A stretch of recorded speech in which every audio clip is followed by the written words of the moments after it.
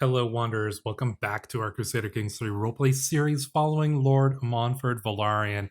And a lot of stuff happened in that last episode, and I'm not going to go through all of it, but I really did enjoy reading your comments. A lot of people had some other takes on how things could have gone down, and a lot of people thought what went down was pretty cool. Like I said, these kind of scenarios are always really, there's so many factors of things that you can play into or consider when doing these kinds of things.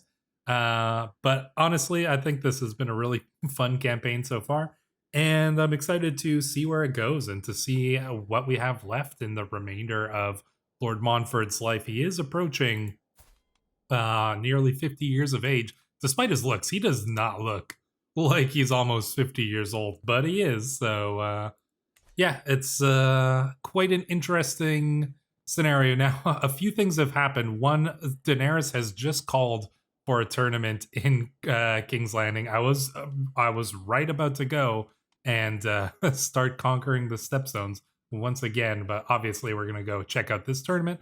That does give us a chance to get some more claims here on some more of the Stepstones. So we're gonna go for a claim over here as well, and just try to get as many claims as we want so that we can eventually deal with the Pirate King Salador San and his Tyroshi allies. So we'll do that right after the tournament. There is one thing that I do want to go through before the tournament starts, and that is that some things have happened in the Reach since the last episode. I let like a little bit of time run, and something weird happened, and that is that the Tyrells are back in charge of the Reach, but it's not just the Tyrells.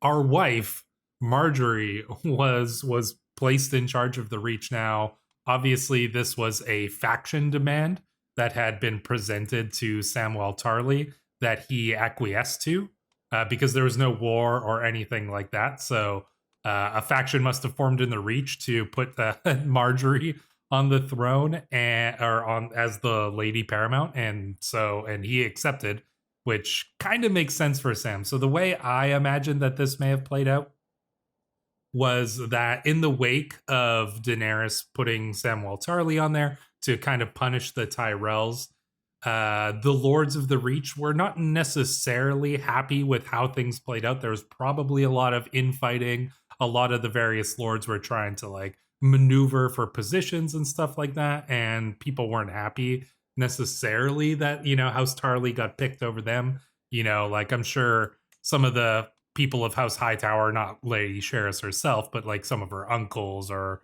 you know, relatives and things like that, or Golden Grove, the Oakhearts, things like that. They were all probably cajoling to, you know, gain power in the Reach. But I think what happened was that because there could be no agreement, but generally people were not necessarily content with having a Tarly as the Lord Paramount. I think maybe they came together, and maybe some of the lesser lords and stuff like that, to present this, you know, option of having Lady Marjorie on the throne. And I think the reason why perhaps Daenerys would have agreed with this is that as the Hand of the King, we would have had our, you know, we might have brought our wife and our children to King's Landing. And so Daenerys and Marjorie might have started to get to know each other. They're both content, they're both humble. So it's not a stretch to imagine that they would probably be friendly with each other, potentially. And so I think when all of this went down, I imagine Samwell Tarly just was like, yes, please let somebody else be the Lord Paramount. I don't even want the job. And so that's kind of how I see it playing out. So some of the Lords of the Reach here presented this option of having Lady Marjorie take over, and Daenerys was okay with that because she knows Marjorie. It's the wife of her trusted hand and all of this. I don't think Monford probably would have had much a hand in all of it just because his intrigue is zero. I don't think this is a ploy that we would have tried to perpetrate.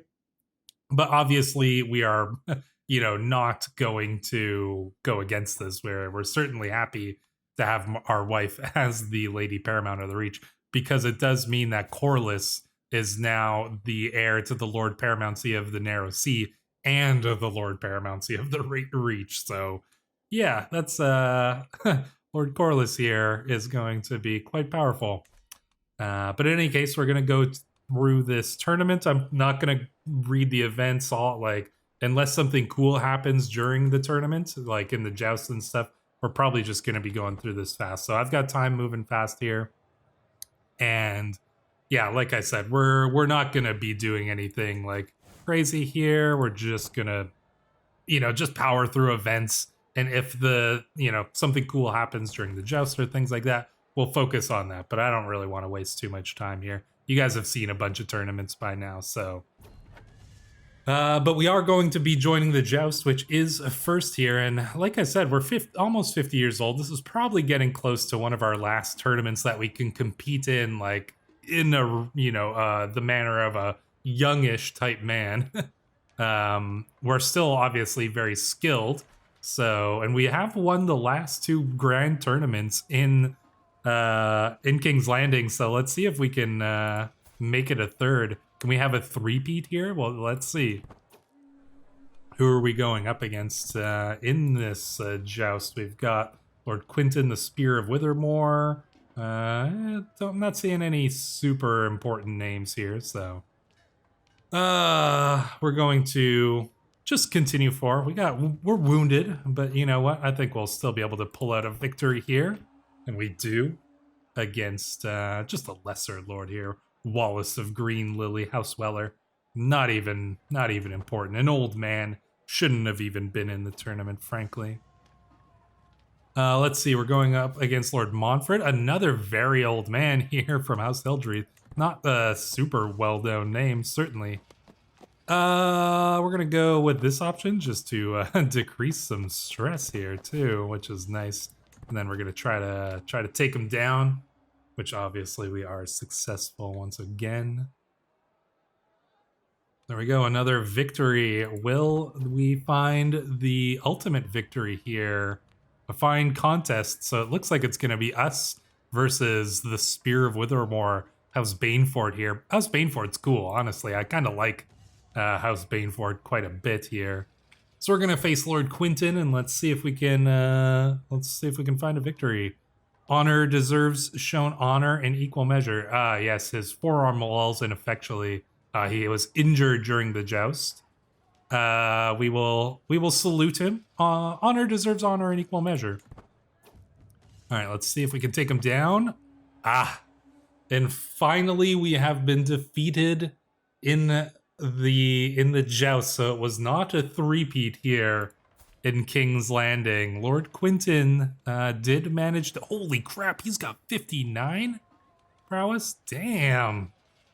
That was Baneford. Very impressive. So we were finally defeated, but our wounds speak to our valor. An unfortunate outcome, but you know what? We made a good showing. We're still definitely one of the best jousters in the world, but pain shoots up my body with every step, and even the smallest of movements leaves me gasping.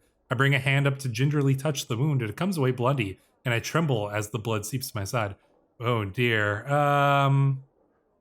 Oh no, we are severely injured here. That's unfortunate. This wound might perhaps be the death of us. Hopefully not. But yeah, all right. We did not qualify for them. Oh, we're too injured to even fight in these things. So yeah, we are incapable of going in here. Let's see. We're gonna take some stress here. We are getting this guy to build us a suit of armor. Disloyal. Oh god, I hope he doesn't run off with it. Let's see. Take what you need. Real inspiration comes from within. Let's see. Oh, we could potentially. Oof. Taking stress hits though. Well, I guess we're hitting some stress too. Oh, damn. Are we gonna die? Are we gonna die from this wound? Infected wound. Oof. It's too late for caution. You know what? I'm gonna take the too late for caution thing here. You know, something bad might happen, but yeah, whatever. Let's take the risk here. Oh, we did get a sweet suit of armor, though. Champion's armor. Let's see. Oh, I see. He wants to use the metal from our old armor. You know what? I'm fine with that. Let's see. Let's see what he can do with that. We are not doing good, though. Infected wound. Let's see. Our grandson could become impatient. I'm okay with that. Evitho's qualifying, of course. Let's see. Yeah, Lord Evitho of Blood Point is in here. Ooh, Sandor Clegane. The Hound of Fang Hill. Lord Sandor. Oh, wow. He actually took over Fang Hill. Gregor Clegane did not. What happened with him? Denounced. Interesting. Yeah, murderer? Who did you murder? Oh, wow. Yeah. Who did you murder? Yeah, obviously. That's who he murdered. Elliot and her babies. Yeah, okay. That's fair. Yeah, interesting. The Hound is a lord here. Let's see. Is he going to go up against Evitho? That would be pretty cool. Who do you guys think would win, Evitho or the Hound? If they came to a fight. I wonder if we'll get to see. I guess we didn't get to find out there. Archery contest coming up next. Well, now. Jeez. I wasn't really expecting this. Yeah.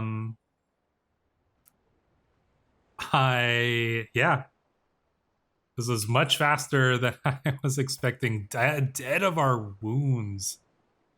Lord Monford of the Narrow Sea Spirit has flown to the heavens at 48 years of age. He died from his wounds. A charming man. He became famous for his... Well, no, we became famous for all the epic shit that we did. Damn, okay. I mean... That's really interesting. You can tell that I'm, just floundering here because I was not expecting Lord Monfort to die so quickly here. He had a crazy life. I mean, dead at 48 years of age. Yeah, what to say? What to say about Monford's life? I mean, let's end this and pause it here really quickly. What to say about Monford's life? When we started this campaign, he was a young man. I think he was 16, 17 when we started this campaign. He goes and he fights, or he goes to compete in the tournament at King's Landing. He does incredibly well. He defeats Jaime Lannister. He wins the joust, names Cersei as the Queen of Love and Beauty, and then watches as the king dies to poison. King Robert Baratheon dies to poison. What a way to to start things off. I mean, that was really just a wild beginning of things. And then, we had the War of the Bastard King with the supposed king, Robert Baratheon's son. I'm gonna go and let's see if we can. Yeah, here we go. This is the easiest way to get there. Yeah, supposedly Robert Baratheon's son, Lord Merrick, or King Merrick, but obviously we discovered that this was the son of Cersei and Jaime. We had to go and try to... We discovered this. Stannis Baratheon was assassinated. Stannis, he died under mysterious circumstances, and so we ended up putting Renly on the throne. Renly was a great king for a long time. We got a lot of rewards for being a loyal vassal of him for many years. And we fought in many wars. We made a name for ourselves. We became friends with Tyrion Lannister. It was an epic life that we lived, and it became even more epic when Daenerys Targaryen invaded. And we signed up with Daenerys, and we ended up being victorious in that, named the Hand of the King. And unfortunately, we were only Hand of the King for like 2 years before we were unfortunately wounded. Our wound became infected and we died of that. So let's get some F's in the chat for the epic Chad, Lord Monford here. I mean, this is probably one of the most fun characters I've played in the Game of Thrones mod in quite some time. His story was cool. He was awesome just because he had such great stats, and he just turned in, he was such an epic fighter, and his traits were good. Cool story events happened. The whole thing with the sirens and all of that kind of stuff, it was neat. Unfortunately, we didn't get to do what we wanted to do in the stepstones, but that's kind of how Game of Thrones goes out. So yeah, rest in peace, Lord Monford. That was quite the life you lived. The question is, what are we going to do now? I mean, we've got Lord Corlys here, and he is, 10 years old? So just a young man.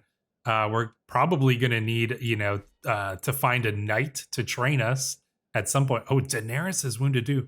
Oh, and Daenerys had a child, but the child died due to complications of inbreeding. Oh God. Oh, this is crazy. Daenerys basically had the kid like she did with Drogo. Oh, it came out like that freaking. This is why this is actually really crazy. So during Daenerys' tournament, she was pregnant, and the tournament was maybe to celebrate the birth of her the upcoming birth of her child, and then what an ill omen. This is wild. And then she's like wounded or injured, like she's the birth has like obviously taken a bad toll on her. She's flatulent now as well. That's crazy. This is a bad omen. So yeah, Lord Monford dies from his wounds during the tournament. Daenerys' child dies. Man, Daenerys' reign is not not looking like super good starting off, which is cool, but yeah, that is super interesting. I mean, we're I wonder how this is all going to play out, honestly. I mean, we're not we're not super far into the episode.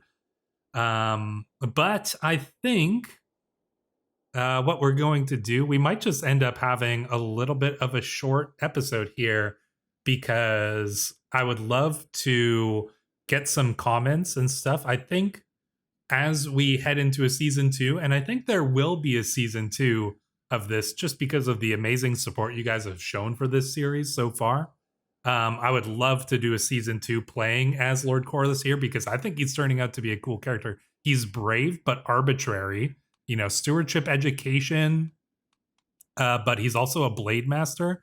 I mean, we have oh no, wait, we can switch over to Seafoam here. So we're gonna have like really like quite high prowess, especially if we get that armor that our father was having made as well. So yeah, what's going to come from Lord Corlys's life here? He's also, set to inherit the Reach potentially as well. And oh god, imagine if Marjorie like gets sick or something and then dies. That would be wild. This whole campaign has been really cool.